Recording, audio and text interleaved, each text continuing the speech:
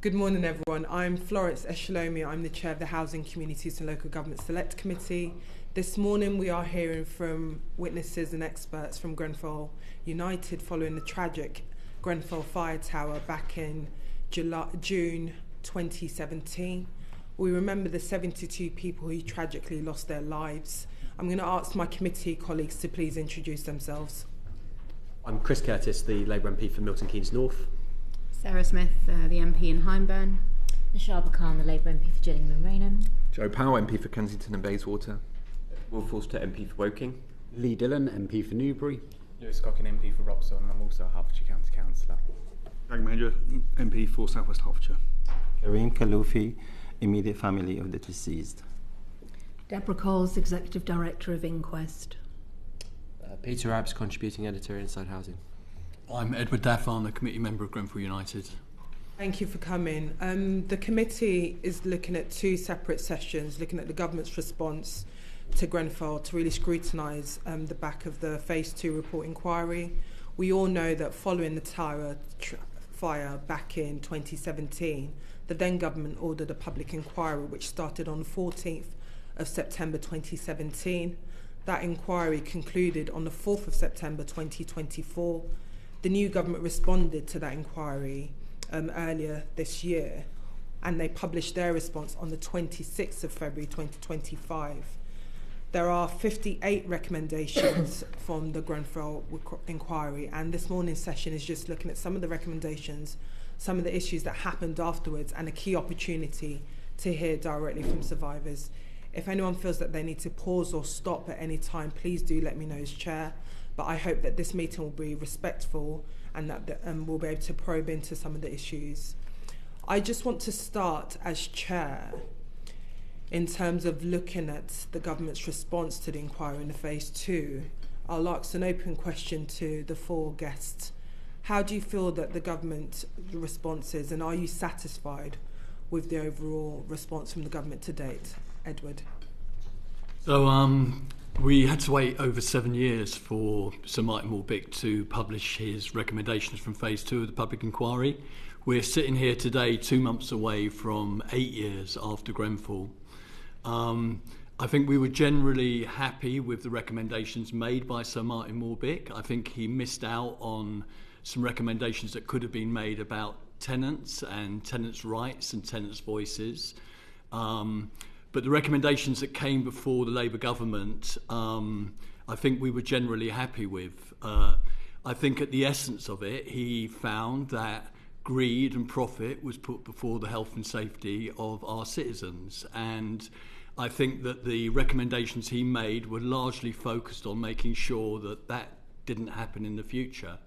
And recommendation 1 around a single construction regulator is very much a kind of acknowledgement that things that were allowed to fester among private businesses need to be brought back in-house and monitored much more closely by the government. And I'm just going to say something about that particular regulation if I can in a second.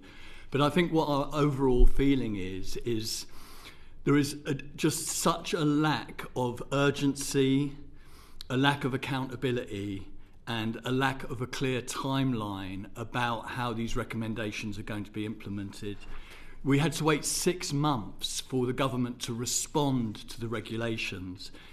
I mean, it was 6 wasted months because basically they've just said that so many of the recommendations require further consultation, further review, and we've wasted 6 months. And one example of that is the government's decision to investigate 7 of the companies involved with Grenfell, including, I think, Arconic, Kingspan and Celotex, companies at the heart of what happened to us, private companies committing or seeming to commit fraud on the market and allowing these very dangerous products that should have been nowhere near buildings over 18 metres to be put on these buildings, and obviously that's what ended up helping cause Grenfell.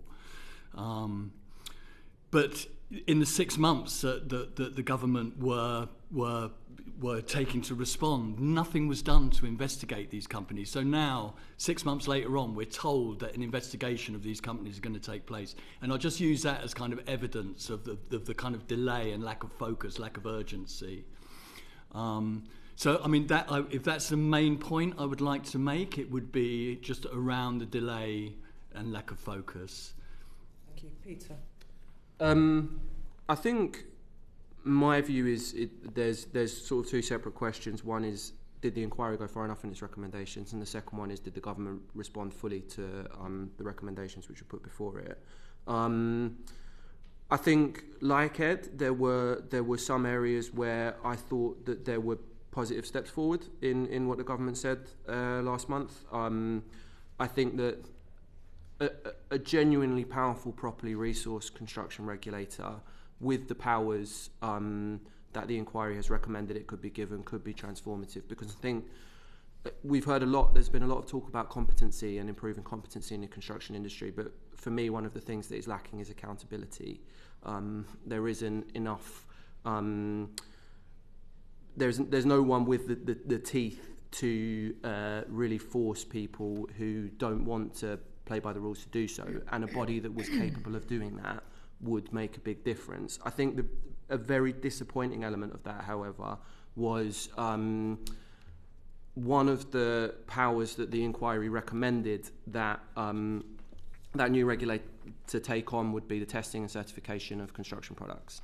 The failures on testing and certification and the privatised bodies that were involved in doing that, for me, go right to the heart of what the Phase 2 inquiry report was discovering, essentially.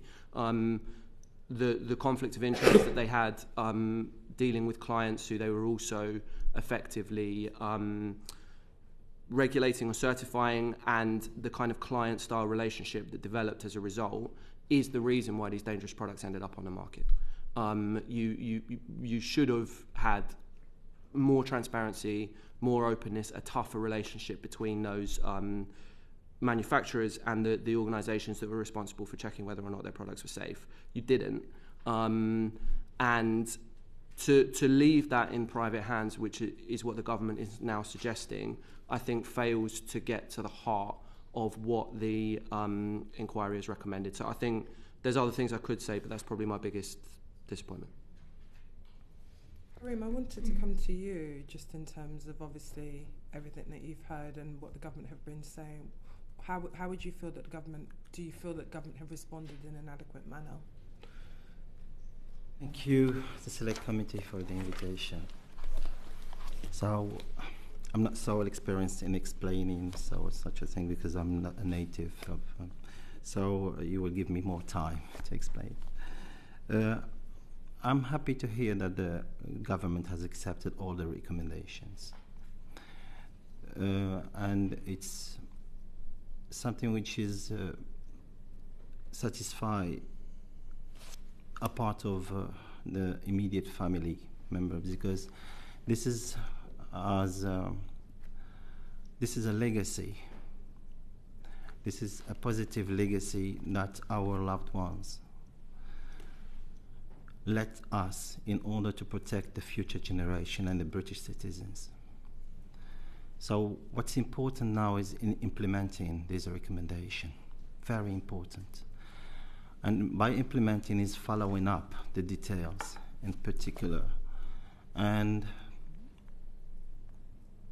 we've had a bad experience in Grenfell Tower fire. We don't want to hear it again and see another tragedy coming here and sacrificing all other peoples. So I'm sure that the officials of the government will take care of this, and in particular paying attention to all the suppliers of these kind of panels, making them respecting the rules, not putting the money in front of them, but putting the security issues because this is more important than money or to be money. I want to say that they have. This is a bad experience. This is a good legacy for the future, and it's good to pay attention that it will never come back. So, if you give me the opportunity to speak about the inquiry itself, because it's good that all this recommendation comes out from the inquiry, but there was a lot of point missing from this inquiry. The most important thing that was missed is the people who were at the heart of this tragedy. Because I noticed that we are all speaking about technical issues, but we are forgetting the people and the experience of the people. 85% of people, and when I'm speaking about people, I'm speaking about race also. 85% of the people died were black and brown people. And the families of the immediate families of these people didn't have a lot of say in the inquiry.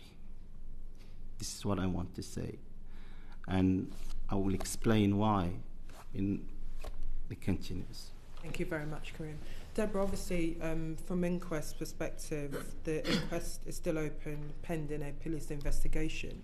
How do you feel that the government's response to the inquiry has been to the recommendations so far? Well, just following on from what Karim said about protecting future generations and ensuring that the legacy of Grenfell is that it doesn't happen again, I have to say I think I'm bitterly disappointed in the fact that the government have not set up a national oversight mechanism which would be an opportunity to carefully monitor and follow up on every single recommendation to make sure that it is implemented. And I think it's very clear that the bereaved and survivors want meaningful structural change to happen. And yet the government response repeatedly referenced the need for better oversight, accountability and transparency, yet the need for a more robust system to scrutinise the implementation of report recommendations they only accepted in principle. And I think that's a real betrayal, because the fact is that we're here because an inquest recommendation that followed Lakanau House was treated with utter contempt. And we cannot have this government abdicate the responsibility for ensuring that these recommendations are actually implemented. And without oversight of each recommendation, there is a danger that the fragmentation that we've seen during the Grenfell inquiry is continued. And Ed has just spoken about the fact that there's, that after 7 years, there are effectively more consultations, more things going on. And the danger, I think, is that if there isn't that very careful oversight, then that clear and dangerous accountability gap will continue. Thanks, Chair. So just to build, Deborah, on that, and to open this question to everybody, as you said, that recommendation was accepted in principle, and they've said that the government will publish on gov.uk all recommendations since 2024. Do you think that is sufficient in terms of that transparency and accountability for implementation that you talked about? Maybe Deborah, you start, and then others. No. First of all, it excludes pre-2024 recommendations, which risks failing to identify those patterns of repeated recommendations that we see. But importantly, it doesn't draw together recommendations from inquests, inquiries, select committees in one place. And I think that is absolutely fundamental. And, you know, I would have very much hoped that this was seen as the opportunity to bring an oversight mechanism into force, because we see that repetition of issues raised. And, you know, this is not just about public inquiries, it's also about inquests into individual deaths where questions of fire safety are also raised.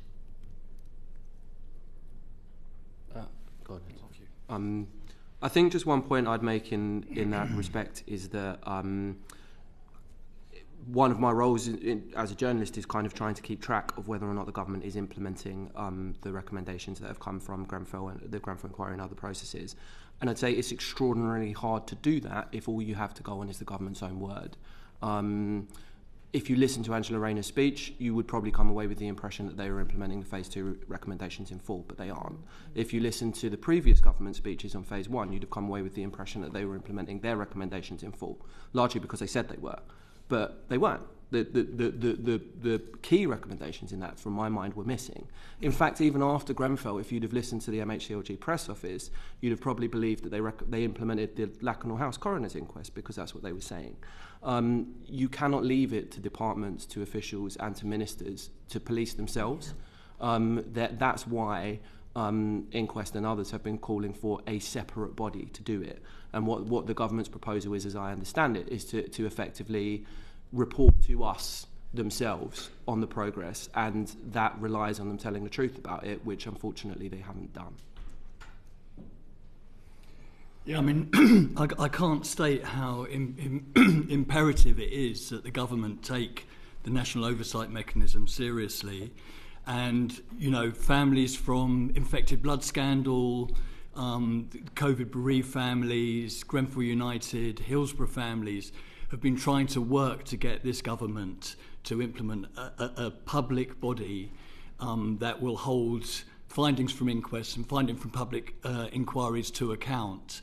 We met with Angela Rayner when she was Shadow Secretary of State and brought the issue of national oversight mechanism in front of her. We have been told by her repeatedly that we're pushing at an open door, that this is something that's going to happen. And yet, when we kind of try and actually establish a timeline for it or a piece of legislation it may be included in, we're told that it's something that is likely to happen down the track. And I'm afraid that's just simply not good enough. It's what we need is a national oversight mechanism now. We need it to be included possibly in Hillsborough law or in another piece of upcoming legislation.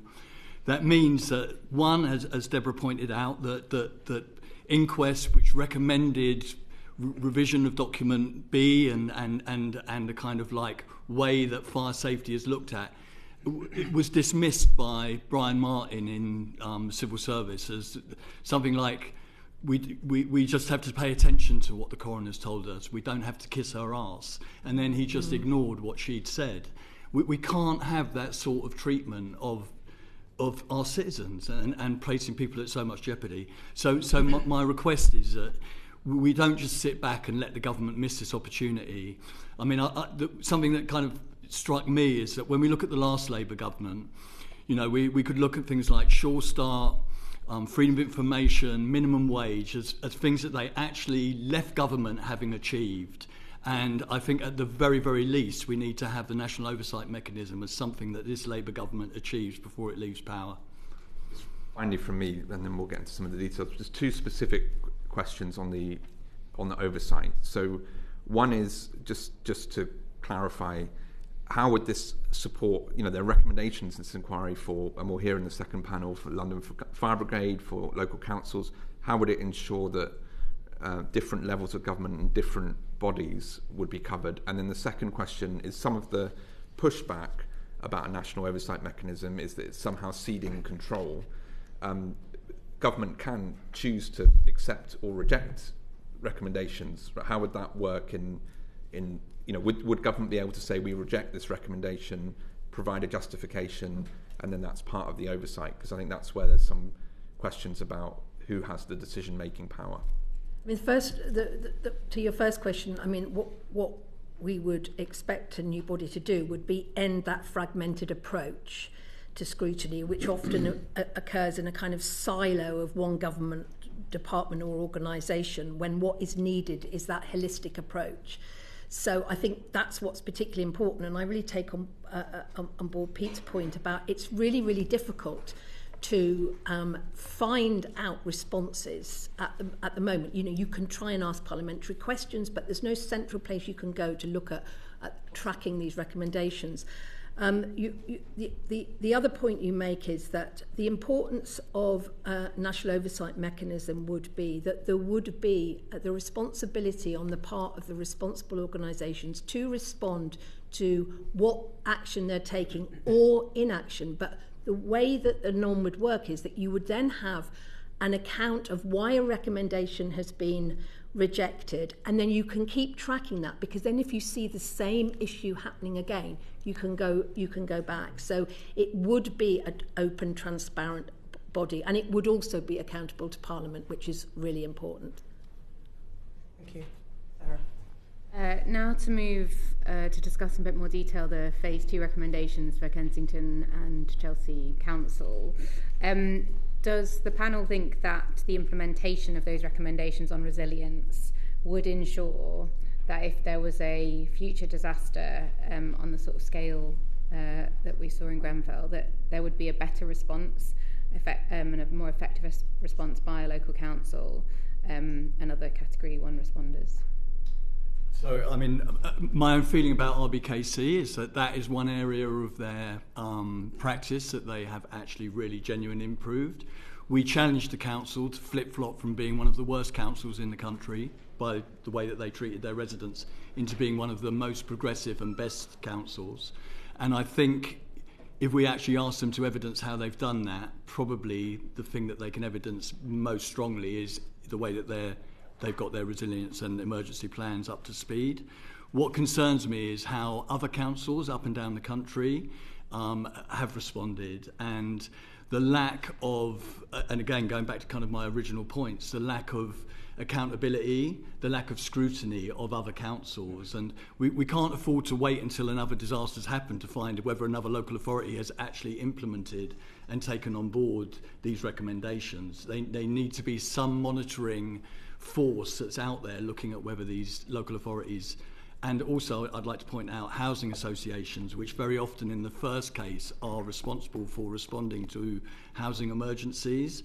And I think we saw in Daffarn in Wembley a year ago that it was a local housing association that first took responsibility for responding to the fire, and I think they kind of didn't respond in a really satisfactory way. So we need to look also at that kind of difference between whether, if local authorities are being monitored or not, as the case may be, local housing associations certainly aren't. I think I'm not. Resilience and recovery isn't an area of particular expertise for me, but one of the recommendations that the inquiry made was that local authorities should work to have appropriate housing for people displaced by disasters, taking into account personal, ethnic, cultural requirements. I think that, not just Grenfell, but I've reported on a lot of instances over the last few years where people have had to be suddenly moved out of a home, whether because of a fire or it's just discovered to be unsafe. And I think that the rehousing element of that has always been the most traumatic. It's always poorly handled, and a lot of that comes down to a lack of available appropriate housing. So I was encouraged by that recommendation being made in the report. I was discouraged by the central government's response being to merely write to local authority chief executives and remind them of their responsibilities. I think we're going to see, climate change will push the number of disasters where people are displaced up, and we need a strategy for how you compassionately and appropriately rehouse people when that happens.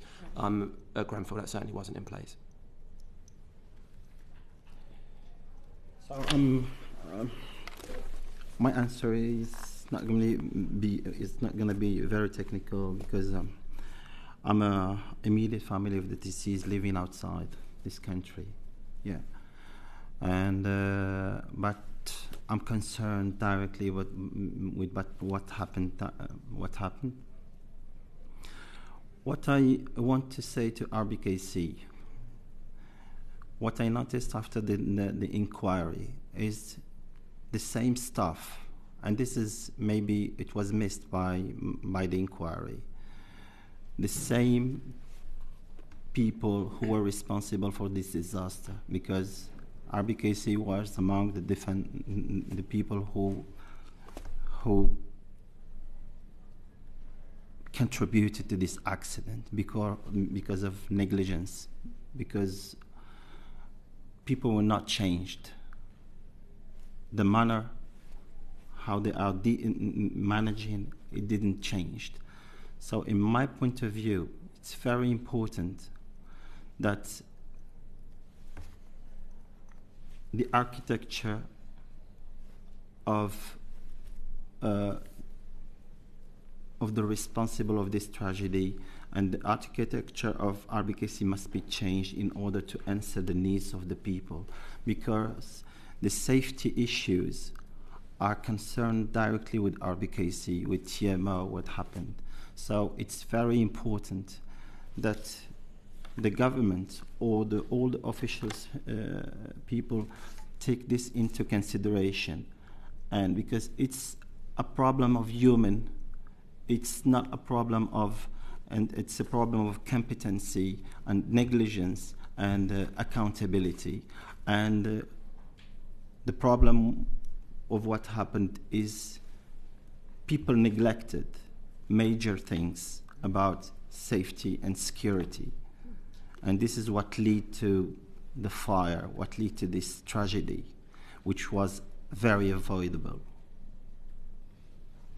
So if you can give me this opportunity, I just want to, because I am here to express what the immediate family of the deceased feel. Technical stuff and technical problems, it's not my problem. This is the problem of others. I'm here just to tell you what the immediate family of the deceased express and the Grenfell next of kin who's been fighting for this. When the inquiry started,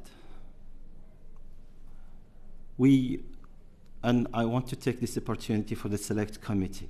Excuse me for that, but I have to say that. When the inquiry was called by the Prime Minister Theresa May, we didn't know, even the decision of the inquiry was taken 24 hours after the disaster. We didn't know the people who were alive and who were dead. And we didn't know even what is an inquiry. This decision hurted us because now we are counting on you as select committee to give us some answers, which of our point of view, this is very, very important. The first question is, why did Theresa May took this decision in a hurry and a speedy way? Why? Why did she think of the consequences? Because today our justice is denied and delayed because of this speedy process without thinking. And if she had made this decision, did she think of the consequences? Did she think how we will get this justice? Because what is important for us, immediate family of the deceased, is the justice. What comes out as a recommendation is very good, very important for the British citizens, for the coming generation. But the inquiry was made in order to give us the justice. But on the opposite, I noticed, and everybody as deceased families members noticed this, instead of solving the problems, it becomes part of the problems, the inquiry. Because we are here now just to wait for the answer for justice. RBKC or the companies or the TMO, they are responsible. They must be accountable. And you as officials are responsible, and you have responsibilities to avoid future catastrophe or future tragedy in order to save the people. Thank you for that, Karim. I think you've rightly raised an important point on that. And one thing that the inquiry will help to do is outline the responsibility. Separate to that is the police investigation, which I know that many families continue to push for in terms of that accountability and justice. And these are key questions that we will continue to ask the government. We have a session in April with the Minister with Responsibility, and we'll take those questions directly to him. Thank you. Sarah, were there any... I've got a little bit of time, but the only follow-up would be to say that obviously there's due to be published the guidance on the identifying and supporting vulnerable people. And I just was interested if there was anything specific that you want to see in that guidance coming forward from the government before we move on. Probably not my area of expertise. So. Thank you. I'll move on. Nishabad. Thank you. I just want to move on a little bit to fire safety and services. How confident are you that the changes to how fire and rescue services operate in relation to high-rise fires particularly will prevent another disaster like Grenfell from happening? And are there any recommendations for the fire and rescue services in particular that you want to see prioritised? Maybe one for...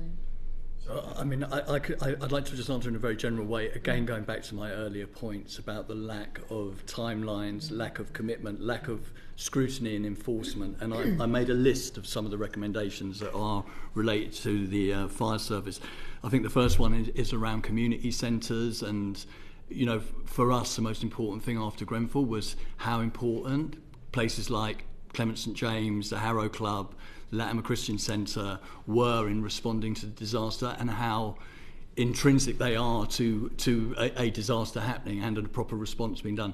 So kind of like there was a recommendation made in the report, I think it was recommendation 13, that pointed out that importance. But when you actually look at the recommendations and the government response, 13 was 1, 26, 27, 39, 40, 41 and 51, all recommendations, all pertaining to fire service response or community response, and all of them lacking what we consider appropriate timelines, proper like monitoring of enforcement. And I think that's kind of like the major point I'd like to make. And I know I've made it slightly obtusely, but it gets back to that kind of like lack of urgency, lack of like, you know, what is going to happen, how long is it going to take, and what is the outcome going to be?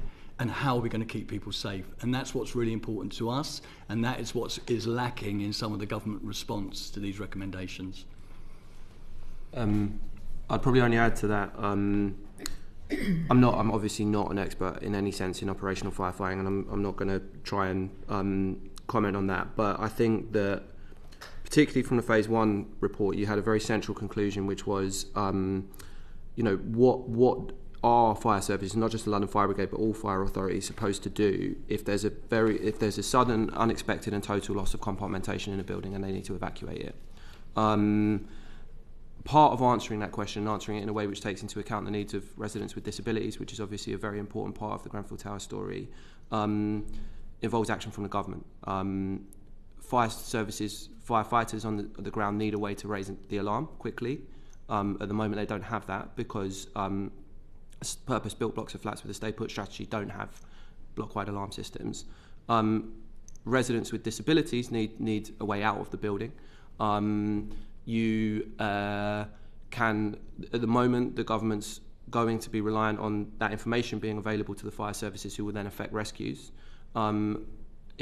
would be a good question for the next panel, I think, how confident they are if they came to a building with a very large number of trapped disabled residents, how easy or if at all possible it would be for crews to get to those people and get them out of the building in time.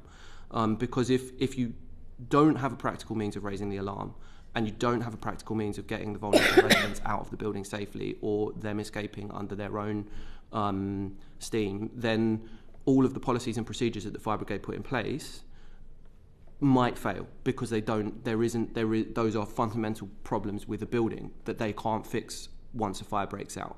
I think I'd also just briefly say that if you look through the report's conclusions on the London Fire Brigade, there was a very serious failure within the London Fire Brigade to implement the findings of the Lakanal House Coroner's Inquest, to properly train their front line, to deal with what after Lakanal was a foreseeable event of external compartmentation loss. And so I'd be interested in how the scrutiny of this now reform of the London Fire Brigade is going to take place, because that was a failure before Grenfell. I mean, just a very short response. I think your questioning really further reiterates why we need to have proper oversight and very, very careful monitoring, following up and timelines in terms of implementation of recommendations. And the recommendations around PEEPs, I think, are a good example of that, because that was recommended in the Phase 1 report in 2019, repeated in the Phase 2 report. The government announced the residential PEEPs, and now they've said that there'll be secondary legislation. So in a way, the question remains, what happens when commitments are made but are still not put into action? Yeah. So these are technical areas are not for us to comment on, but from our expertise, from our perspective, there is a huge disappointment in the constant hero washing of firefighters. At the time of the fire, there were 269 occupants of the tower. 168 exited in the first 20 minutes. Of other 101 people, 72 died. The fire brigade failed. For over 2 hours, they told 101 people to stay put, and 72 lost their lives. For me and for my family, and most of the next of kin families I'm representing here today, the issue of the fire brigade negligence is central. The death of our loved ones was violent, horrific, and very worst nightmare. We still have to deal with unidentified human remains. We received a letter which was sent by the Metropolitan Police. You cannot imagine the horror of this situation and the daily triggers and reminders. Yet we have to soldier on. As we can say, this is a club that no single one of us wants to be a member of, nor would we wish it on anyone else. The least this government, the council, and anyone who claims to support us in this disaster should do is to stop hero washing the fire brigade. Their intrusion into the anniversary event has meant that most of us do not attend. The official narrative is brave firefighters. For those of us who were on the phone to our families or listened to the 999 calls and heard the evidence in the Phase 1 of the inquiry, it's particularly difficult to hear when ministers and MPs stand up to praise the firefighters without taking the trouble of knowing all the facts, as we do, because it's us that were on the phone to our kin and us that listened to the 9 calls where our loved ones said, you told us to stay put, that you were coming for us, and now it's too late. We are dying. So next time this government or any government wants to prize the fire brigade, please bear in mind we have issues with their negligence, and want to see them in court, not on a stage or a movie being here washed. Consider the fact, all the facts. We recognize that some of the survivors may be thankful to individuals, firefighters, but this is about those who died. And for that reason, we would hope there would be consideration for us who need to see justice, and that includes the fire brigade. Thank you. Thank you for that, Karim. I think just to add on that, we recognise that some of the information on the night and, like I said, what the families had to go through, and we remember the 72 people who died, but we do also remember that firefighters every day continue to put their lives in danger going into fires. Where there are faults from the fire brigade, that should be investigated rightly. And following Grenfell, the fire service in London, the London Fire Brigade, was brought under special measures, and that comes under the Mayor of London's jurisdiction, and I know that that's an area that's scrutinised, but I think it is fair to recognise firefighters up and down the country, not just in London, who day in, day out do go into houses where there are blazes to save people.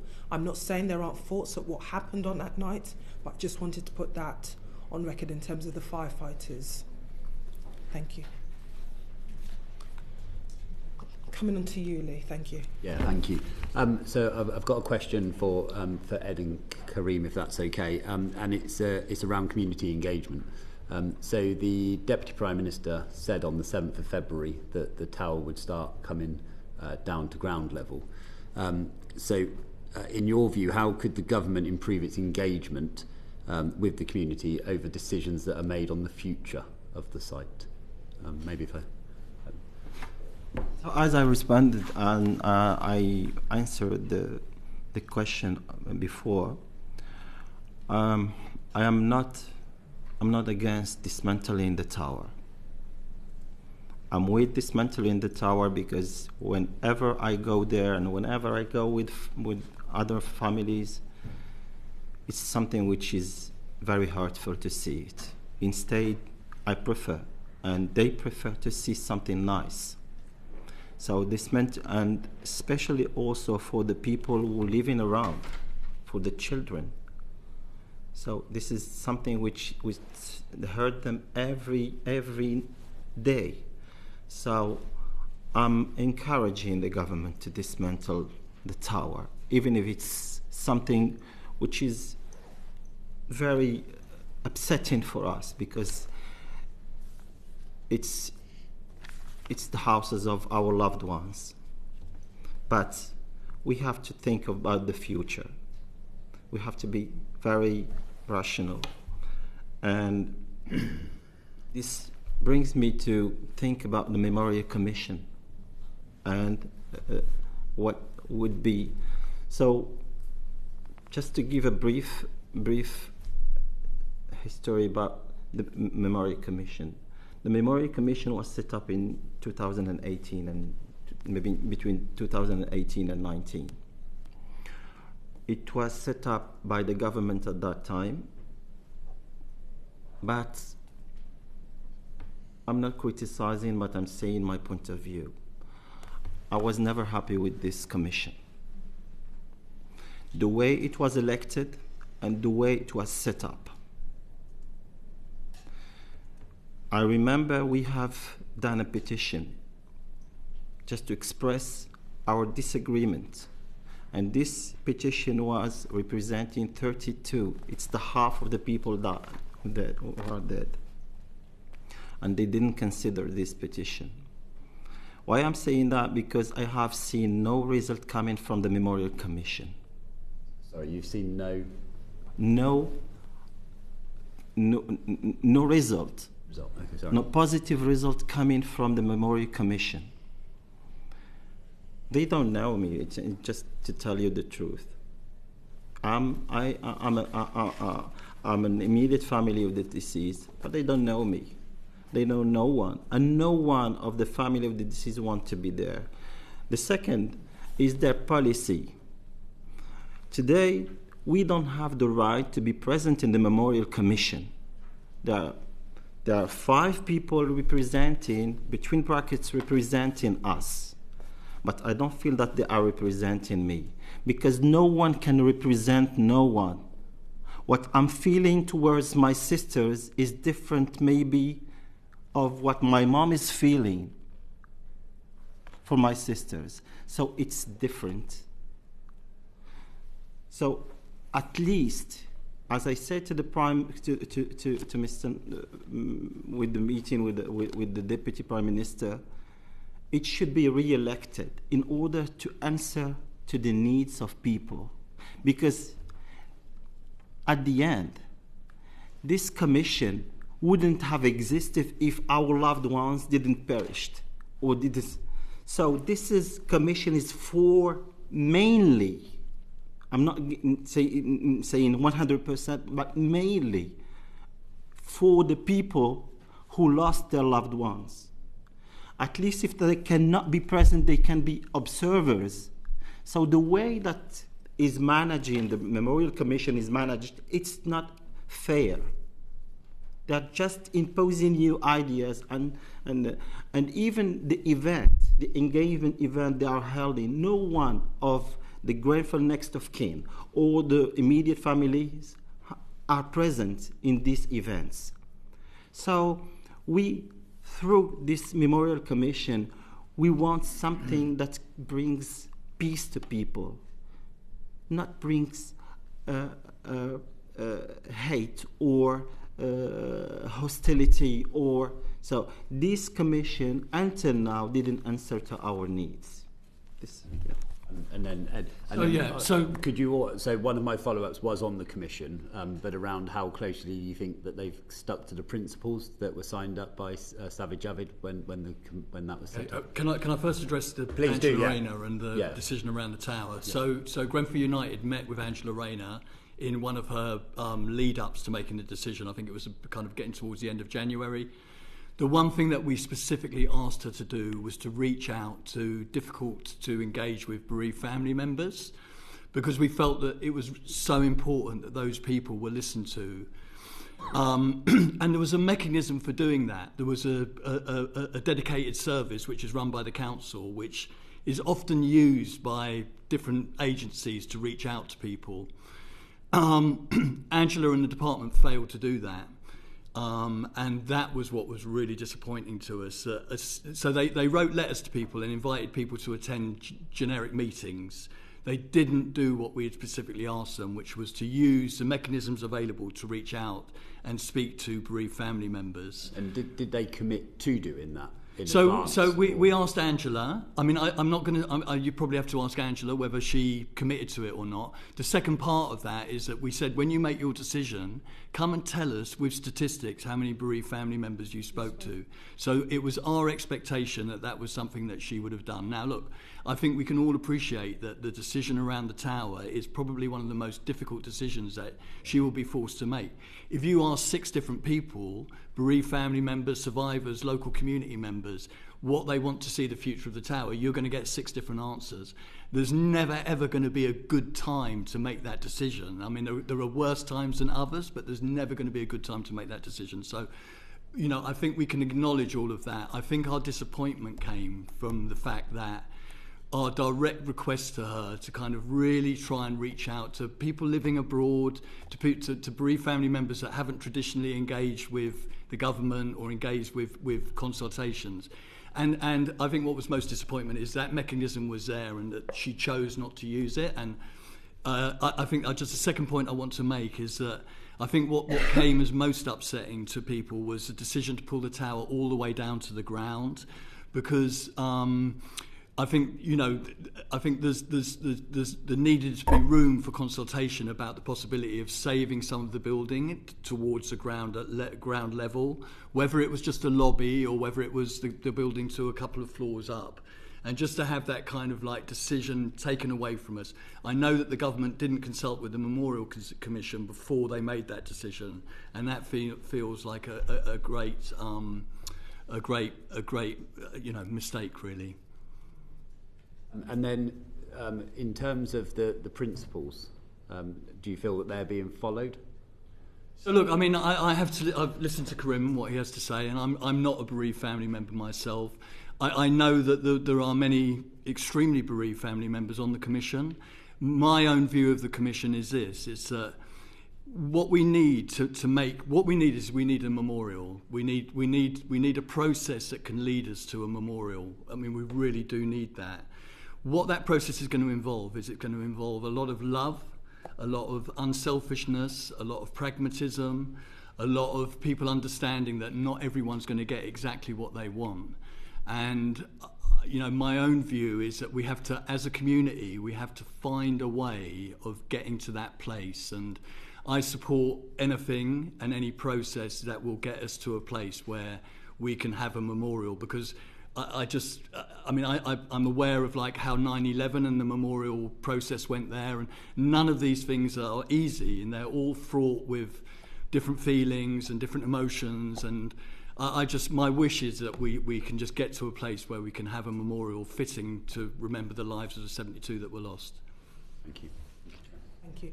I just want to thank all of you for coming before the panel this morning. I think we've had some really important points that will give us questions to ask directly to the Deputy Prime Minister and the Minister of Responsibility, Alex Norris MP.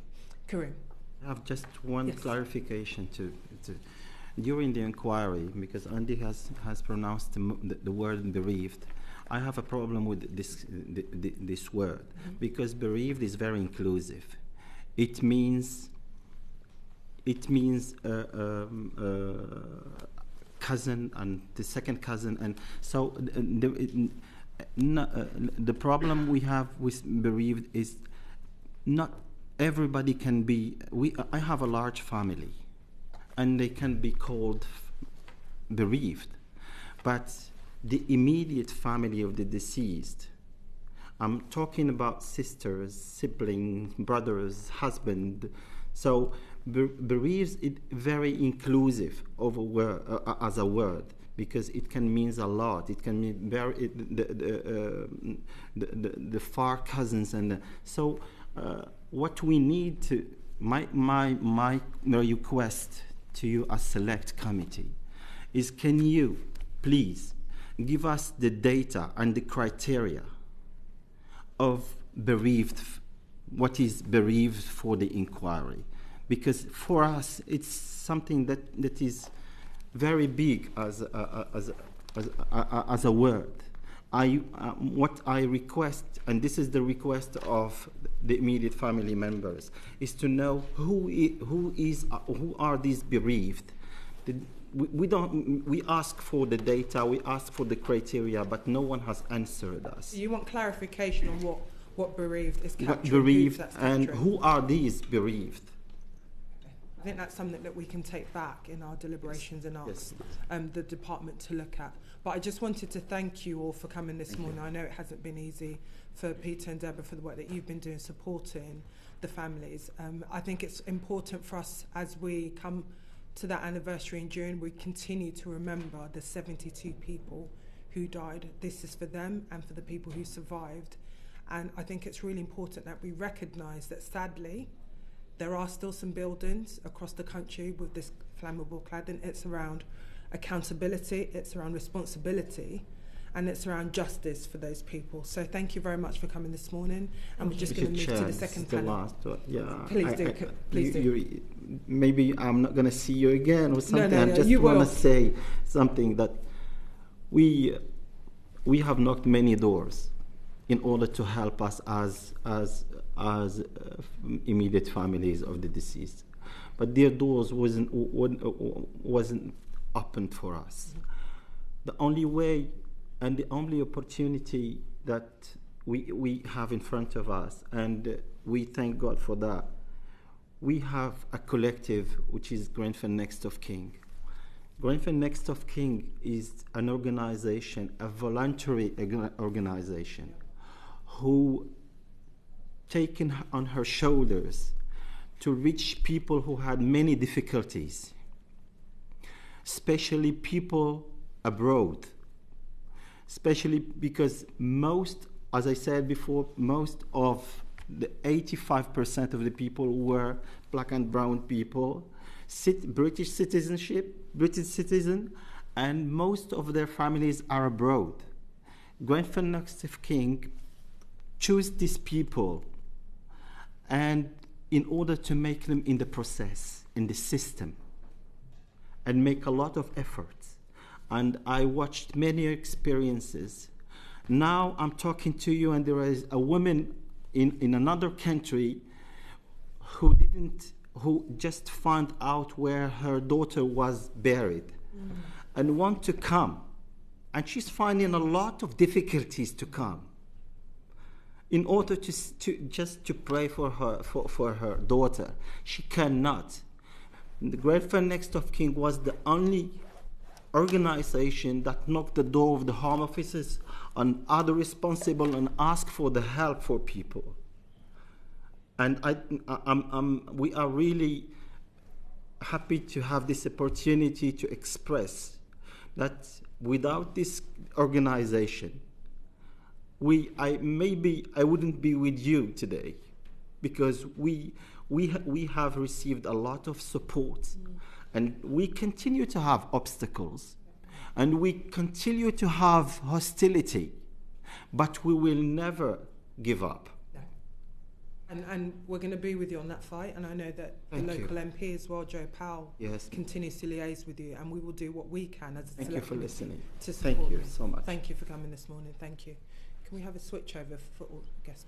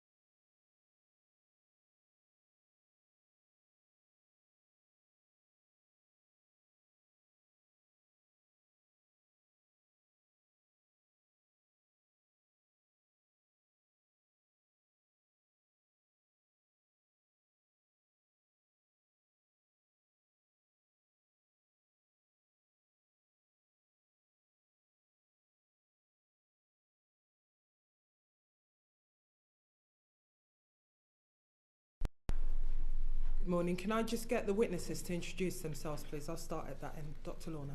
Lorna Stimpson, Chief Executive of LABC since 2019. Thank you. Philip White, Director of Building Safety for the Building Safety Regulator, which is part of the Health and Safety Executive. Kim Taylor-Smith, Deputy Leader of Kensington and Chelsea Council since July 2017. Andy Rowe, London Fire Commissioner. Thank you. Good morning, everyone. Thank you for joining us this morning. We're just going to look at, obviously, I'm sure all of you have been looking at the government's response to the inquiry and the Phase 2 recommendations. I just wanted to start by asking all of you how you felt the government's response has been, if there's anything that you felt that the government missed in their response. Lorna. I may just take a moment. I don't know, maybe other people have been quite affected by the first panel. It certainly has affected me all over again. Sorry, I'm getting very emotional. I just want to just to express my deepest sympathies for those who have lost their loved ones, the survivors of this awful tragedy. It must have been so painful and distressing over the last number of years. And I'm completely committed to do the small part that I can make to transform the construction industry that I've been in since I was 16. So I just wanted to make that comment before we started, so sorry to take that time. What do I think of the government's response? I think going back to the inquiry's response, it was very detailed, seemed to find the right things that needed to be found. In terms of the government's response, well, I think very much we'll wait and see what happens, and I think that was very much picked up by the first panel.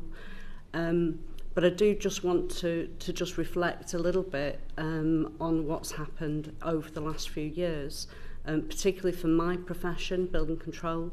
It has been a transformative period of time, and it's been a really, really difficult period of time, and that's quite appropriate. And I think that if people continue to have a problem with how difficult things are and are going to be going forward, they need to sit and listen to the session that we've just heard, and perhaps go back to what happened in 2017. So it has been difficult. It's going to continue to be difficult, and quite rightly so. But I think that the government, I have trust in the government. I have trust in the colleagues in the civil service that I work regularly with, that they are now, the culture is that they are intent on seeing change. That's the feeling I get. We've heard from the first panel, Lorna, that essentially if we don't have that national oversight mechanism, the government could be marking their own homework. We've learnt that actually what has changed in those 7 wasted months, as Edward put it. So you're saying that you do have faith in the government in terms of bringing forward all the I see what has happened over the last few years, which has been driven by the Building Safety Regulator, MHCLG colleagues, government, and I do think that they will transform, but I think it's very much the responsibility of all the actors within the construction industry to actually step forward and take on that responsibility to see that transformational change. Firstly, just like to echo Lorna's comments. You can't but be moved by listening to the evidence from the witnesses at the first panel, and when things, certainly in the Building Safety Regulator, it's been quite challenging yet tough. We always remind ourselves this is nothing compared to what the families, bereaved and others have suffered at Grenfell. But we welcome the government response. It sets out the sort of direction of travel. I think it acknowledges the reforms that have taken place over the last few years. I think the public inquiry gave a nod to the reforms, but it wasn't asked to look into those reforms. So it's good to see that there has been explicit reference to the work of the Building Safety Regulator. And obviously alongside that, there was the second regulator that doesn't get quite so much, I suppose, airtime, and that's the National Construction Products Regulator that sits within the Office of Product Safety and Standards. I think it provides a real good opportunity to build out on the reforms that have been made, but I think that will be quite challenging, and we can come back to that when we talk about developing a single regulator.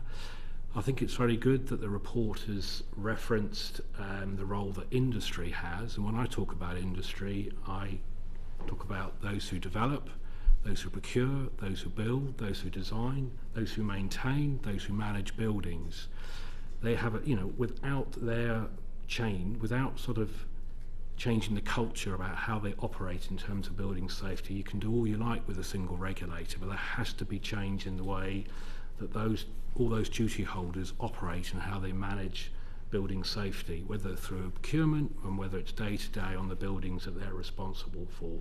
Do you think until we see criminal prosecutions, we won't see the change? Do you feel that that will be enough, just having a regulator will bring that change across the sector, which is widespread? I think change comes around through a number of different mechanisms. I think, yes, enforcement no doubt has a sort of salutary effect on a sector, but to be fair to parts of the industry, they have stepped up. They have been working very closely with MHCLG, with the Building Safety Regulator and others to develop guidance and standards and to try and change the way that things are done, but there's still a long way to go.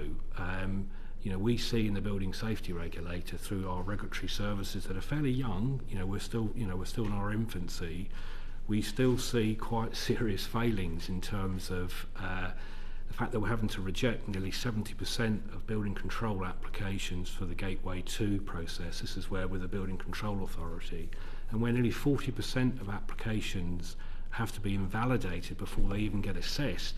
Just shows that the industry can't even get its head around providing the sort of basic paperwork.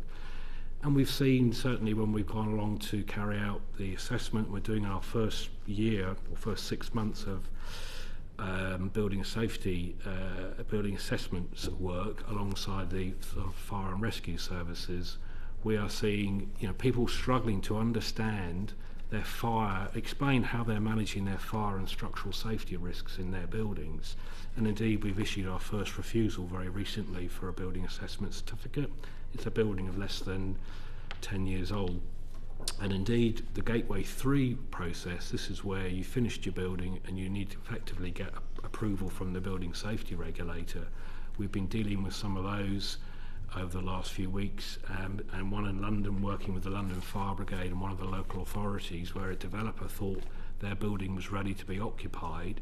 There were some serious failings in relation to fire and life safety matters, and that's a building that has been put up since Grenfell. So there are still significant challenges out there, but if we're not allowing that building to be occupied, if we're not allowing building control approval for buildings because people are not able to explain how they're going to comply with the building regulations, that is preventing risk, unsafe designs being built into the built environment. So I think the industry has doing some good work, but there's a long way to go here. And our experience, certainly in the health and safety executive, is when you look at a sector and you need to change the culture of that, it's a long journey, and there's a number of different levers that you have to pull to get to those changes. Thank you. Councillor Taylor-Smith, thank you. I know that obviously the council have accepted all the recommendations in full, all the recommendations from the inquiry in full, and the council were found to be culpable before, during and after the fire. The council have also adopted a duty of candour since the fire. What practical change has that made, and does that align with some of the responses that we've seen from the government? Thank you. First of all, can I just start, as been said by my colleagues, we wouldn't be sitting here if it wasn't for the abject failure of the council. We've always accepted that. And again, like you, it's very difficult to listen to people who've been battling for 23 months and 4 days on this. We published our response to the inquiry in November prior to yours, and I think I'm very welcome the government response, because we're pretty much on all fours with you in terms of where the recommendations are. I think reflecting coming here today, as I say, I got up and it was a very sunny day, and it just reminded me of the day of the tragedy. I was a backbench councillor, and I went up and I saw it on television, which in itself is a big alarm bell in terms of process as far as the council is concerned, that nobody had sent me a notice to tell me of this event. I saw it on television. And then I went up and I could see the utter chaos that was there and the heartfelt that was going on. It was clearly something that had gone completely wrong. And I spent my day carrying water and helping people getting to hotels on my Uber account. But I was appointed deputy leader, and clearly the most important thing, and it was something I said in my public company days at our annual conference, is safety. The most important thing for a council is safety of the residents, and that is something which I say we failed. And so not surprisingly, our concentration was on resilience. And I think the issues in terms of resilience, it's pretty basic stuff. It's first of all training, making sure people have an understanding of what that resilience is. And then secondly, it's on resourcing. And it was nice of Eddie to, in fact, we've got a training course going on with resilience in GU today, is to acknowledge that we've made a lot of effort in that. And that's something which I would really welcome, sharing that experience with other local authorities. And it's evolving. It's an evolving process as well. But as I say, we now have 200 staff, 30 people, 24/7 on call, as far as ensuring that our residents are safe. And we've also had practical experience as well, in as much that last year we had a major fire in the borough. 150 people were displaced, 2 houses gutted. And first of all, I got a text message to tell me it was there, and that was silly. So in stark contrast to Grenfell, so I was able to go there firsthand, and we were able to get people into hotels, immediate and meeting rooms to deal with emergency services. So really, what came out of that for us, which is to be shared with other local authorities, would be that the council, RBKC, has a lot of available accommodation to do that. And so I think it's certainly something which, as far as other local authorities are concerned, something they should be doing an audit. The flip side of that, again, reference was made to the voluntary VCS sector, is the importance that they play in an advance. And we've spent a lot of time building close relationships. You know, Joe was referring to the Almanar last week in his speech. I'm a trustee of the Almanar, fantastic organisation that stepped up on that day. To do. I think that again is a lesson for us all that can be shared. So I think just to conclude on my reflection on the overall response is that I think it's good. I think the challenge that Edward mentioned about us being a council, which has been repeated by the Deputy Prime Minister and our MP who's representing his residents, is something that should be put across all councils, and they should all aspire that, but principally safety. Thank you. Commissioner, in the Phase 2 report, it found that the fire brigade had failed to ensure that regular suitable training was provided for control room handlers, and looking at fire survival guidance given to residents on the day. In response to the government's inquiry, do you feel that that's a fair assessment, and on the recommendations, is there anything you feel that government should have added? So perhaps before I answer that question, I'll start where my colleagues sitting at this panel did. What I saw unfold in front of me for 12 hours that night is, and I'm speaking as someone who's had a very long operational career, 30 years British Army and then the London Fire Brigade. I've been at the scene of many of the major tragedies this city has faced, and I've had a career, sadly, that has been marked by mass fatality incidents where I've either been in a command position or I've been, you know, one of the first responders on the ground. I can say openly, even in comparators like 7/7, Omar bomb, things that I was present for, Grenfell is the apex of multi-institutional failure, I think, in the post-war period, because everyone from the private sector to the public sector to my own organisation were part of a profound abdication of responsibilities, and that had the most terrible outcome. You know, because again, speaking frankly, I watched the body of men, women, and children come out of the tower for many hours. So I always start in that place. I hear the words of Karim and Ed, particularly, and I hold the memory of the people they lost whenever I provide a response.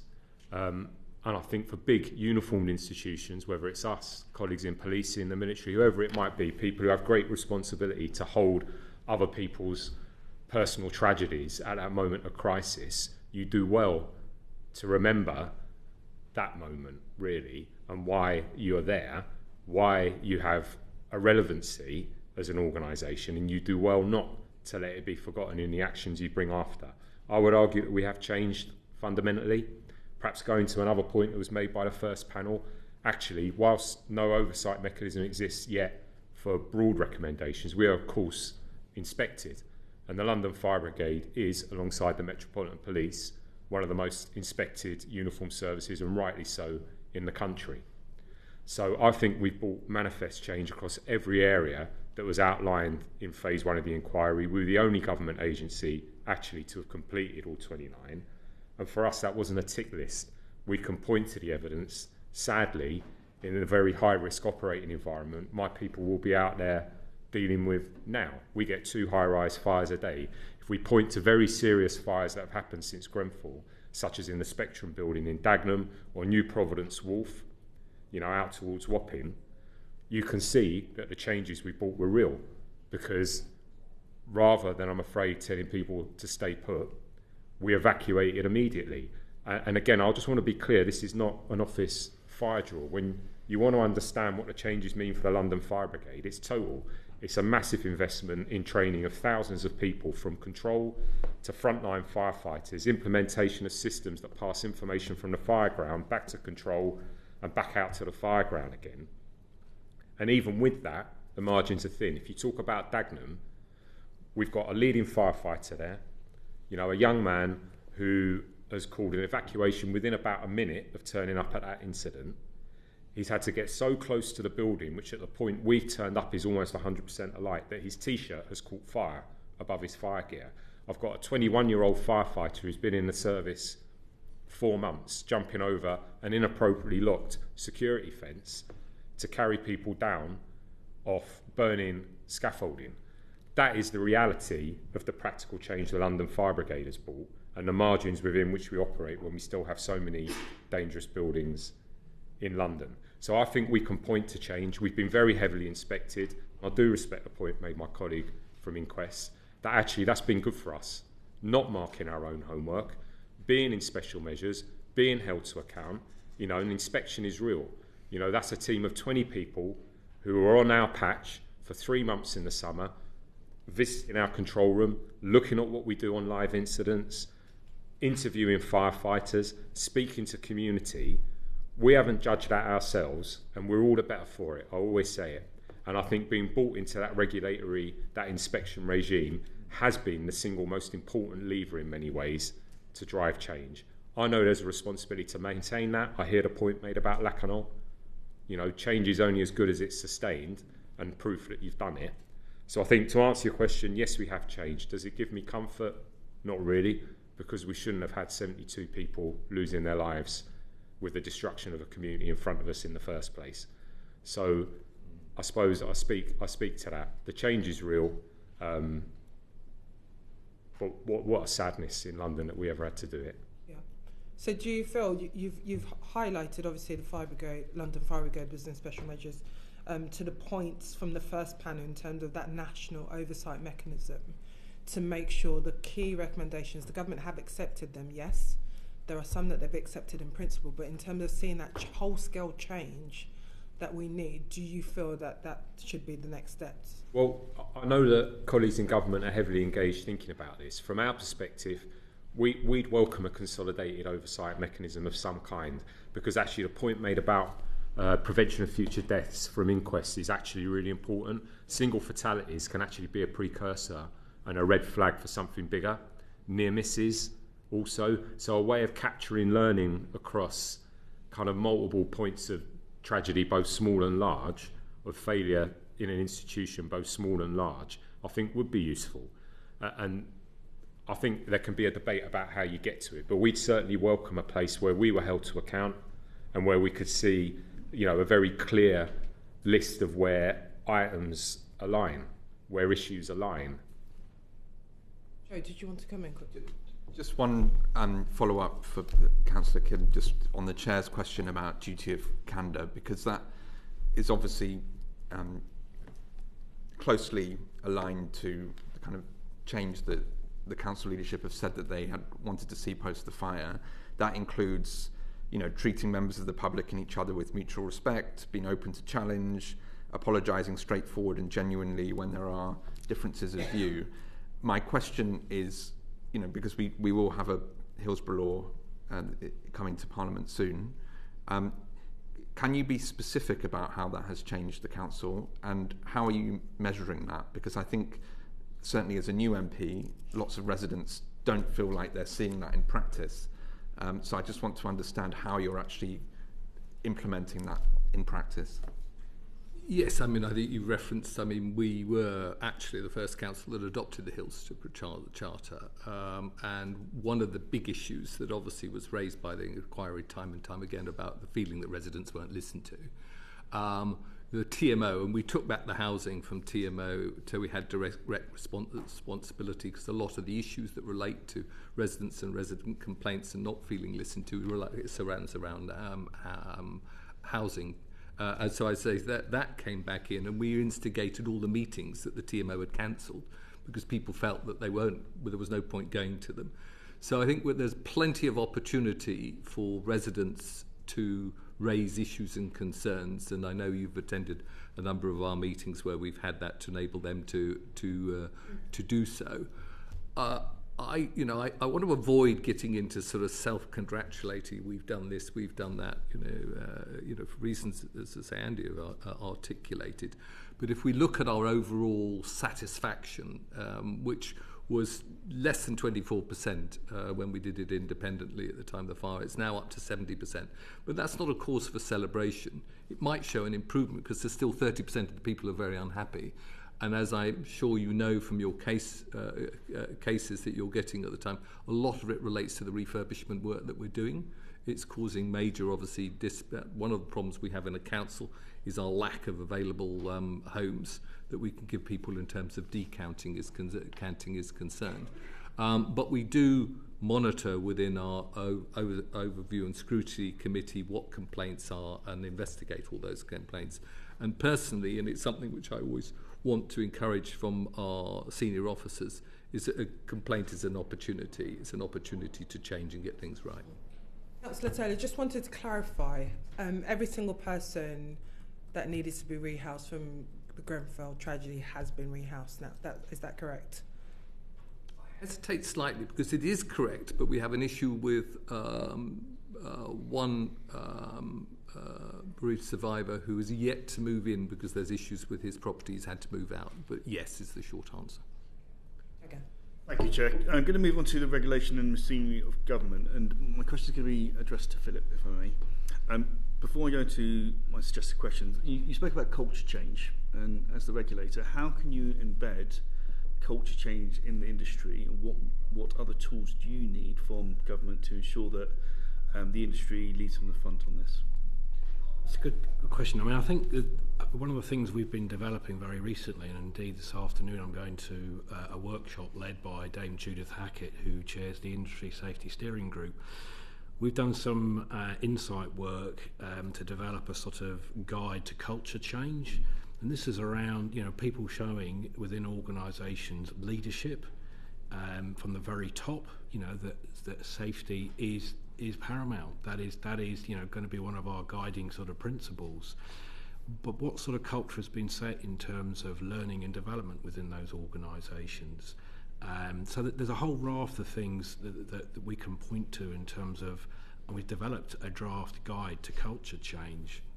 I think from our perspective, it is that there are perhaps one or two aspects of the building safety legislation that would help if we had some change. I mean, by example, if I put my hat on as a health and safety regulator for occupational safety and health, if I saw a problem at a building and that problem was manifested itself because, should we say, the middle managers were incompetent and we wanted to get them trained up, we could serve an improvement notice in terms of getting training done. The Building Safety Act only allows us to tackle issues building by building, so we can't tackle the employer. Now, some obviously duty holders own multiple buildings. So if we found a problem at a particular building, we just deal with it there. I would like to be able to have the powers to serve a notice to say, we found a problem here because the managers just do not have any training in relation to X or Y. Here's an improvement notice for the organisation to get its workforce trained up in that way. So that's a lever to address the underlying problem that may have manifested itself in some sort of way. So in that instance, what would you do at the moment? You would identify that individual property, put the improvement notice in. Do you have a feedback loop to government to say, actually, we would like this to be an industry standard? And yeah, therefore... I mean, we have good relationships with MHCLG, as our parent department effectively for building safety, and there are a number of issues that have, as you would expect with new legislation, and it's quite complex, but there are some wrinkles in there, so we've taken them back or are sort of informing MHCLG saying, look, there's some wrinkles here, these are things that we would like to see the next opportunity, some sort of change. Take that up in the future meeting with the relevant minister. Going back to government, do you agree with the government's assessment that giving the signal regulator for construction responsibility for undertaking testing and certification of construction products would create a conflict of interest? I'm speaking here. I'm not we don't regulate products in the Building Safety Regulator. As I said previously, that's down to the OPSS. But I do think there is a potential conflict in terms of the regulator almost effectively marking its own homework. One part of the organisation potentially doing the sort of testing and certification and issuing certificates of compliance, and then another part of the organisation looking at that in terms of how it's applying to a particular building. And I think it would be sensible to, that area needs to be regulated, no doubt about it. It's just how best should that be regulated? And I think this is one of the questions that will need to be answered as the government takes forward the proposal for a single construction regulator. I think all of those areas need to be regulated, but how best is that done through the single regulator? And just finally, the government is suggesting that the single regulator will not be in place until 2028. What are the risks of delaying the setup of the new regulator, with the proviso you've said about what it is they're going to actually be focusing on? Well, I think a lot of reforms have already taken place. So we should be confident that those reforms are taking place. I actually think you need to let those reforms bed in the first place, both from our perspective as the Building Safety Regulator, but also the change that's happened to products. I think the big challenge in terms of taking forward the proposals for the single regulator is that you've got a green paper out on products at the moment. You want to take forward your proposals for the single regulator. You've also set up an independent panel to look at building control in terms of should there be a national service and what's the role of the private sector. There's a lot of interdependencies between those issues, and how best do you bring those around? I think the other challenge here too is that indeed even the public inquiry touched upon this, and it's in the government response. Who is actually going to be advising ministers ultimately in relation to aspects on the building regulations and the associated guidance? For example, it talks about the Chief Construction Advisor doing that. It also says that's the role for the Building Safety Regulator or the single regulator. The department also has a role in terms of advising ministers because they lead on policy, and I think this is going to have to be thought through very carefully in terms of who is providing that hard-nosed, sharp sort of independence. And I think there's other sort of challenges too on the single regulator, where the government response is quiet at one level because it is complex. It talks about a single construction regulator, but is that for housing? Is that going to cover things like building of schools, warehouses, national infrastructure? And also, the Building Safety Regulator, we've got 12,500 buildings registered that we are doing these building safety assessment certificate work on over the next 5 years. That is not construction work, that is occupied buildings, and frankly that's where the risk probably currently lies that we need to address. Is that going to be part and parcel of the single regulator? And that's where the regulatory landscape is quite complex as well, where you've got the sort of fire legislation, you've got housing legislation applying to that, and indeed even aspects of the Health and Safety at Work Act apply in certain buildings. So it's a complex landscape, but there's an opportunity here to really build on the reforms that have been created, provide clarity in the regulatory landscape, both to those who've got to comply with the legislation, because there's quite a lot for them to grapple with, and the more clarity, the easier it is, shall we say, to comply, and also how best we then regulate between the different authorities that are responsible. So I think there's quite a challenge there, even over the next 6 to 9 months, to create this regulatory reform prospectus that I think the government response talks about, and then the legislation to do it. But I think you should be assured that there's good frameworks in place under the Building Safety Act. It might have a few little wrinkles. There's the fire reform order as well in place. So the legislation is there to provide protection and allow powers for enforcement. Thank you. Just on that, Philip, do you not think that there could be potential for conflict of interest? You could essentially have the same organisation carrying out the assessments and then carrying out the regulation. In some areas there could potentially be, and that's something that will need to be looked at as the work goes ahead to build the single regulator. Well, can I ask 2 questions, if I may, Chair? So firstly, Philip, sort of following up from what you were saying and being asked, the government's plans are for the new single regulator coming in 2028, which obviously is 11 years after Grenfell. Do you think that timetable is sufficient to meet the needs of how serious this is and how urgent this is? And then if I could go to Kim and Andy, if I may, do you think the implementation of the Phase 2 recommendations on resilience could ensure that a disaster on the scale of Grenfell would be responded much more differently in the future in your organisations? Just on the timescales, I think the key area that does need to be expedited is around products. Some reforms happen, but not to the extent or as quickly as the regime that's under the Building Safety Act. I think there are some things that could be built out fairly quickly on the back of the work we've already done in the Building Safety Regulator. But as I said earlier, there is a good framework there. There is good coverage in terms of the legal requirements pertaining to the built environment. So at one level I have confidence in that.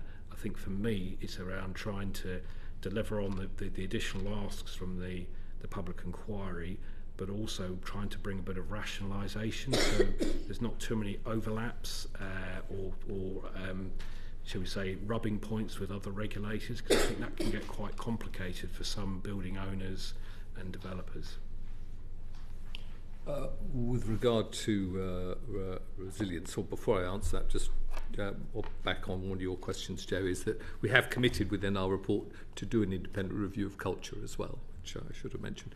So I think, yes, I believe that we can be confident on facing a disaster again as far as the council, or any emergency rather than disaster. And I referenced a good practical test of this last year with 150 people being displaced from their homes at 2 o'clock in the morning.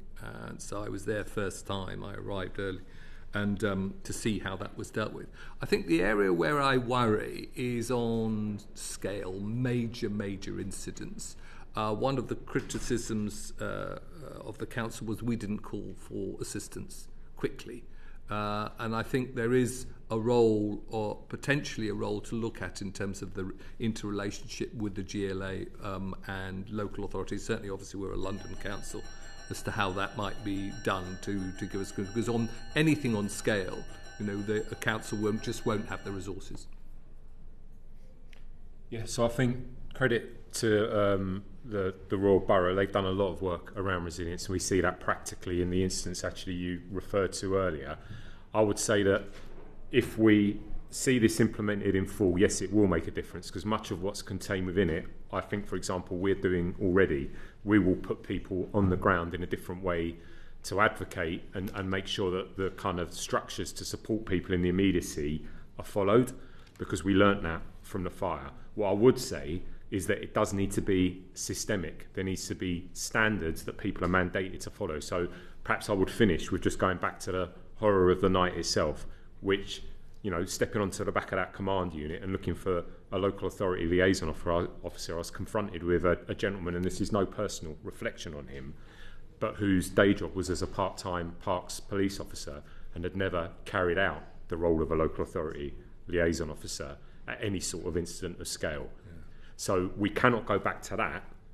What I do think is this recommendation holds the promise, if it is systemic and baked into a mandated system, a framework, which then local authorities everywhere in the country have to subscribe to, you will see a consistent response. Because where it's done well, it works. And we see that, again, not in kind of theory, but in practice with the boroughs that do this really well. We've had a lot of very large, very difficult incidents, I'm afraid, since Grenfell, and you really do notice where people do it well and where they don't. What will be good was to continue to push, as this recommendation says, for a much more kind of coherent and better recognised national structure with the systems to underpin it. Thank you. Kim, thanks for the honesty, saying you have improved, you've got more resilience, but actually your organisation is just too small to cope with something on scale. What lobbying have you done to try to tackle that? Is this a Mayor of London, London councils needs to have that extra statutory responsibility? Well, the answer is, obviously I sit on Central London Councils, and it's been raised. I've raised it as an issue. I think it's something which we could take up with Joe in terms of push more. How that might be organised and what role the GLA might take in it, I think, is something for them to consider. But it's certainly an area. And again, I just go back to the day and the fact that the flows weren't available and they arrived. The whole thing, I think, could do with a bit of tightening up. Thank you.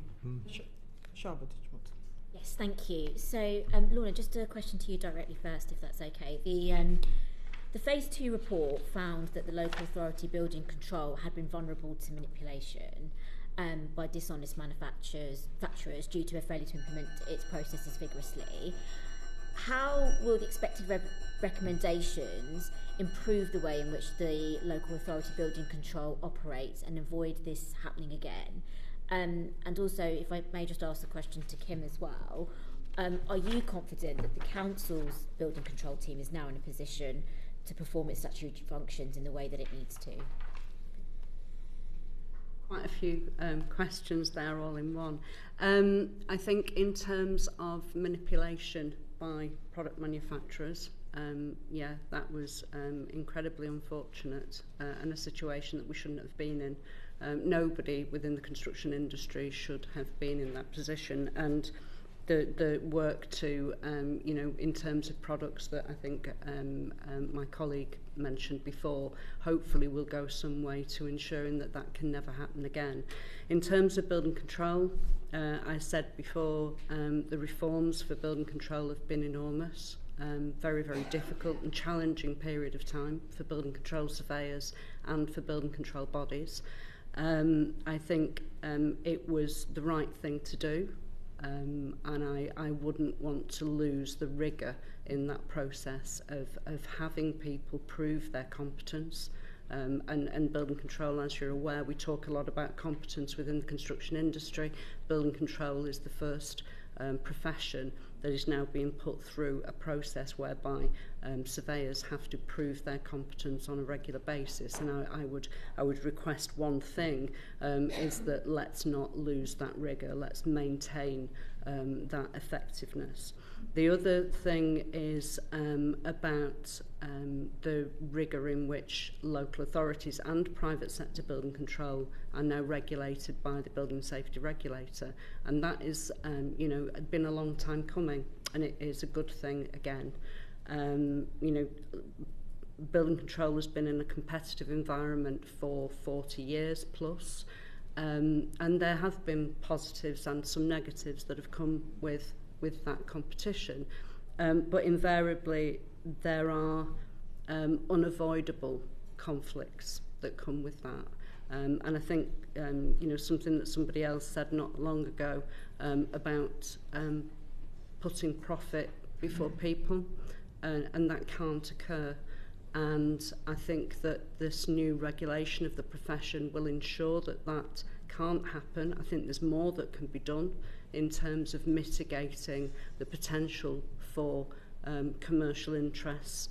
On that commercial interest, yes. Lorna, do you feel that maybe the building control function should be taken out from the local level and regulated and performed by a national authority? I'm absolutely convinced that building control should be a local delivery model. I think that it is something that can and should sit within local authorities. Sorry, a follow-up question to what you said there around the regulation. Do you think that that's created challenges in recruitment and resourcing, and is that a potential issue going forward in terms of whether you actually have the resource in place to be able to implement everything that you should be doing? There is most definitely resourcing issues within building control, and that is within public and private sector. There aren't enough building control surveyors, registered building inspectors in the world. We need more of them. We've been very, very fortunate that the government have allowed us to, or provided us with grant funding to bring in new public service building control surveyors, and in the last 2 years we've brought in 150 new people. But we've lost an awful lot of people from building control. And that's for many reasons. One reason this regulation of the profession being concerning to some people, but also we had a very, very ageing demographic. We still have a very ageing demographic in building control. Lots of reasons for that. Decades of austerity within local authorities, lack of training within local authorities for new building control surveyors, and so we have an awful lot of our surveyors now who are in their 50s and older. You know, and when we look at the numbers of building control surveyors, we're finding that, you know, over 50% are in their 50s, and that means that, you know, there is a very real risk or an absolute inevitability that those people are going to be lost. So we need to bring more people into the profession as soon as possible, and desperately need that to happen sooner rather than later, because we need to draw on the experience of those people before we lose them. You don't learn how to be a building control surveyor out of a book. You learn it from experiencing surveying with those very experienced people. We've been out to recruitment. In terms of you know, difficulty recruiting, we haven't found a problem. We've had, you know, 10 times more applicants for roles than we've been able to take on. And I think that has been because, and it's not just young people. I wanted to say young people come into the profession, but they're not all young. There may be people transferring from in second and third careers, but people want to serve their communities. And people want to be part of a regulated profession. It has taken our profession of building control just to that next level. It's something that is now an aspirational type career. And you know, that has happened over the last 2 years and has been an incredibly you know, transformational period of time for building control, and long may it continue. Just to first of all start by saying, obviously, inquiry, you know, it was explicit that building control was the last line of defence, and with that regard, the council completely failed. I think, picking up what Lorna says, there's a big issue in terms of recruiting right people at the moment. They're in quite demand. I mean, we've spending, I think we have a fourfold increase in our building control team, but it comes back to the fundamentals, like I was talking about, resilience, absolute training, making sure also that the people we have are professionally accredited. That was an issue in terms of people, in terms of their experience. I think as far as whether it sits better in the council, I would be in favour of a local authority, simply because it's not involving profit. You know, we're doing a job. And I think we've seen instances, I've seen instances where building control, they're getting the job on the basis of their fee or helping people as well. And I think we need to be very mindful of that and stop it. Lorna, very quickly. Very quickly, just to come back, you know, we don't have enough building control surveyors. I'll reiterate that point. Yeah. You know, there are a lot of building control surveyors who are in private sector. Private sector doesn't necessarily mean bad thing, and commercialism. There are other ways that mitigation can be put in place so that commercialism doesn't have that much of an impact. What I mean there is things like statutory inspections. They were removed in 2012. Reinstate statutory inspections. Have a minimum requirement of what you expect building control surveyors to have to do on sites, rather than them being able to risk assess how much inspection they're going to do. Maybe statutory charges, you know, bring in basic charging regimes for building control work, so that everybody is working within the same envelope. So there are things that the independent panel that is being formed can take, you know, some insight from. Thank you. So can I just add very quickly, because obviously the Building Safety Regulator regulates the building control profession now, and everything that Lorna has said and Councillor Smith has said, we have raised issues with MHCLG alongside actually the London Fire Brigade and the National Fire Chiefs Council about the capacity, and I think there really does need to be sort of almost a 5 to 10 year plan, strategy and plan to invest in this profession, not least because, you know, the government have obviously got very ambitious targets for house building, and I really think, you know, it needs a strategic approach. I think the other thing too is we have built, and it's been quite painful, the foundation to regulate the profession, it's going to be in a much better place. We're actually inspecting building control providers, both public and private. We've done 20% of those bodies this year. That's beneficial in terms of improving the standards, and part of it is about behaviours and tackling the conflict of interest as well. So I think there's a really good foundation to build out from. Rather than repeat what anyone else has said, I just wanted to highlight one thing really, which is I think something that needs to be debated in the open, but speaks to Philip's point around capacity, which is particularly in our position actually, we recognise that as regulators, because we're a regulator as well, we've got to achieve a proportionate balance to enable growth in housing, because that is the other devil in all this. As much as we have to recognise that the colossal and unnecessary loss of life that regulation failed, actually decent housing is equally needed, because the absence of it is dangerous.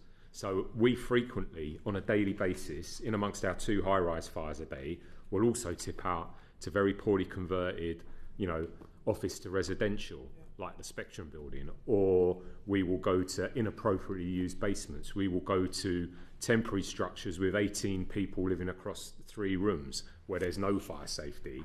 And actually, where we look at the statistics around fire deaths, as appalling as Grenfell is, where people actually die is in those spaces, and they do die in some numbers.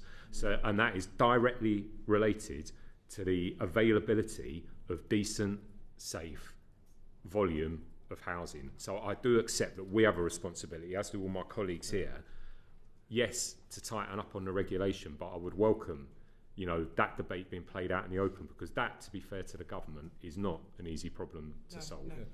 Can I just add in, actually, on there, because again, our experience, particularly in the aftermath where we were acquiring new build to accommodate the bereaved and survivors, was the quality of what we were buying. And I think where you think of an industry where the developer is getting 20% and he's subcontracting to a contractor at 2% margin, the pressure on keeping that margin and not doing things well is really there. And that is, I think, just a problem with the industry. Going back to the issue around profit before people and the acceptance of the market to recognise, what Edward mentioned around Celotex and Kingspan still being used on buildings. It's around how we make sure going forward those buildings are not signed off and that there's a proper oversight on building controls at all levels.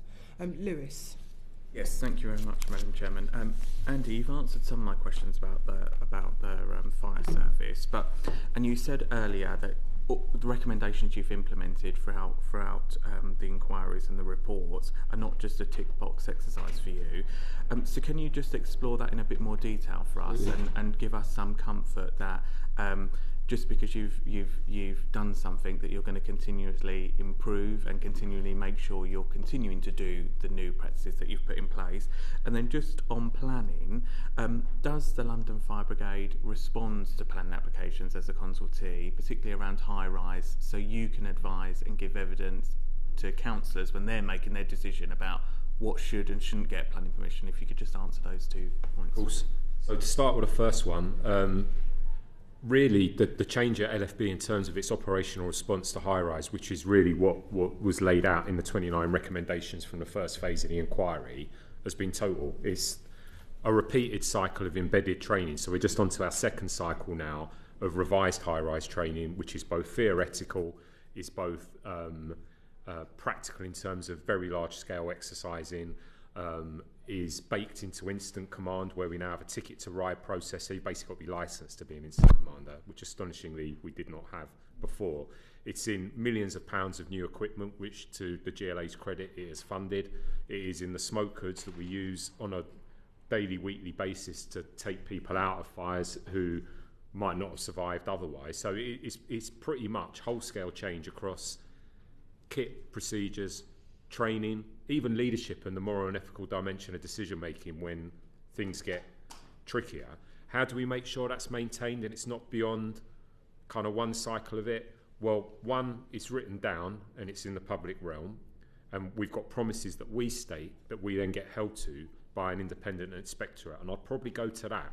I think, I love my institution, but I know that we let that community down that night. I actually think that the process of inspection has been the most important thing in terms of shining a very rigorous external light on what we're doing.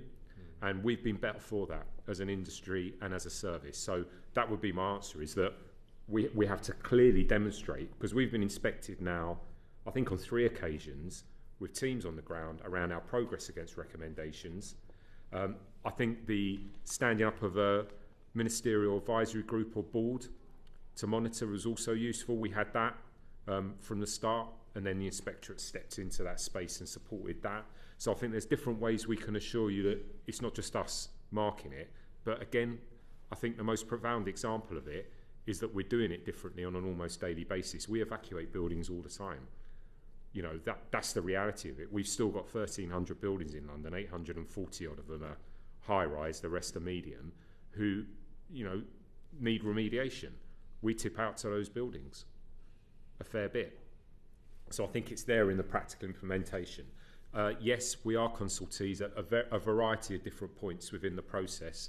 And as Philip will tell you, we do make our voice heard, and we do make our voice heard into the local environment as well. And we are always open to informal inquiry anyway. You know, you can always come to us and ask the question. I get a volume of kind of inquiry into my own inbox every day, which we then push out into our kind of fire safety professionals. So yes. Can I just add one thing that was set up by the Building Safety Regulator was what we call Planning Gateway 1, where, like the fire authorities, we get sent from the local authority plans for high-rise buildings, and we comment alongside the fire authorities. We've done about 3,000 over the last 3 years since that service was set up. I mean, at the beginning we were commenting on nearly 50% of the applications because, again, developers and designers just weren't getting the sort of fire safety strategy at that very early time. We're now commenting down to about just under 20%. I think ideally it should be about 10%. So things haven't, you know, so alongside the fire brigade, the building safety regulator is commenting, and things are moving in the right direction in terms of developers and designers beginning to comprehend what they need to do at that very early stage before these things ever turn into, you know, before they come for Gateway 2 building control approval. I'll just make one more point, Chair. I promise it'll be quick, so I recognise the time. But the one thing I would say is that whilst rightly today we're talking about high-rise and potentially in the future medium-rise buildings, it would be wrong not to articulate the fact that for us already, but potentially in the future for the Building Safety Regulator, there is a much more complex landscape of risk. We effectively are custodians of 3.8 million separate dwellings in London, 1 million businesses, you know, over 500 transport hubs, major infrastructure. Actually, one of the things that keeps me awake at night, as much as high-rise, is care homes. Or if I think about kind of the state of other public spaces and the building fabric, this isn't just about high-rise and medium-rise. We've got a very, very complex landscape without the capacity in any part of the system at the moment, really. So we're back to the education point, to get across all of it. So I think there is a massive job in response to these recommendations, not just to consider high-rise, and we do welcome. We think the government have made the right start to it, but we need to see the detail, and it needs to be underpinned by the right level of funding to grow capacity, to support growth in that context, but also deal with the legacy of the past, not just in high-rise, but in many other forms of, you know, buildings, whether it's racking schools, whether it's panel systems, etc., so that we avoid the next tragedy, I would suggest. Thank you. I'm mindful of time. We have overrun considerably this morning, but I think it was important for us to get some of those key areas and questions in. I do want to thank everyone for coming this morning. I know that all of your respective organisations continue to try and help the government navigate this. I think in listening to the comments from the first panel, it's around a time frame. As we come up to another anniversary, what has really changed on that? But I hope all of you will continue to engage with the government on this, providing those key answers as we work to ensure that we never see a situation like this again, not just in London, but anywhere across the country. Order, order.